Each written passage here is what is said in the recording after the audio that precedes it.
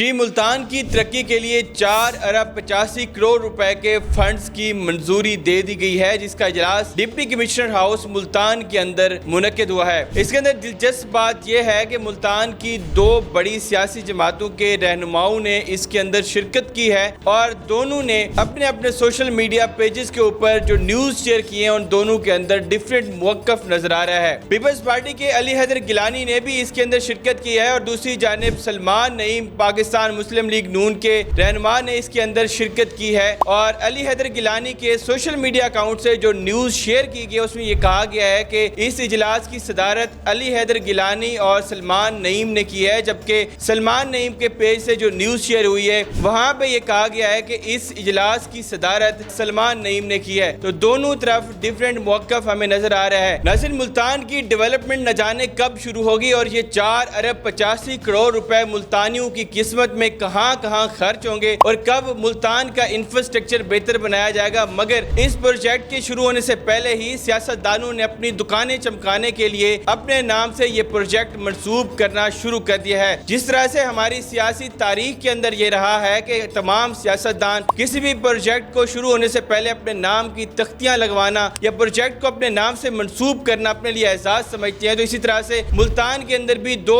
بڑی سیاسی جماعتوں کے رہنماؤں نے اپنے اپنے نام سے اس پروجیکٹ کو منسوب کرنا شروع کر دیا ہے اور سوشل میڈیا کے پیجز پر بھی ان کی یہ نیوز ان کے نام سے منسوب ہو کے شیئر کی گئی ہیں۔ دوسری جانب اگر دیکھا جائے تو اجلاس کے اندر ویڈیوز میں دونوں سیاستدان ایک دوسرے کے ساتھ بیٹھے دکھائی دیتے ہیں، جن کے ساتھ ڈپٹی کمشنر ملتان وسیم احمد سندھو بھی وہاں موجود ہیں اور دیگر محکموں کے افسران اور عہدیداران بھی اس کے اندر شامل تھے اور یہ جو 4.85 ارب روپے کی فنڈز منظوری کی گئی ہے اور یہ ملتان کے انفراسٹرکچر کو بہتر بنانے کے لیے اور میگا ترقیاتی پروجیکٹس لانے کے لیے ان کو لے کے آیا گیا ہے، اس کے اندر یہ ساری پلاننگ ہو رہی تھی۔ جبکہ گورنمنٹ کی جانب سے ڈسٹرکٹ کوارڈینیشن کمیٹی کا chairman M P S Salman Naeem کو مقرر کیا گیا تھا اور جو ڈسٹرکٹ انتظامیہ کی طرف سے آفیشیل نیوز شیئر کی گئی ہیں ان کے اندر بھی اس کا چیئرمین اور اس کی جو اجلاس کی صدارت تھی وہ ایم پی ایس سلمان نعیم کے ساتھ ہی منسوب کی گئی ہے، مگر علی حیدر گیلانی اور سلمان نعیم کے جو پیجز ہیں وہاں پہ ڈیفرنٹ ہمیں موقف نظر آ رہے ہیں۔ اس کے ساتھ علی قاسم گیلانی نے بھی ویڈیو لنک کے ذریعے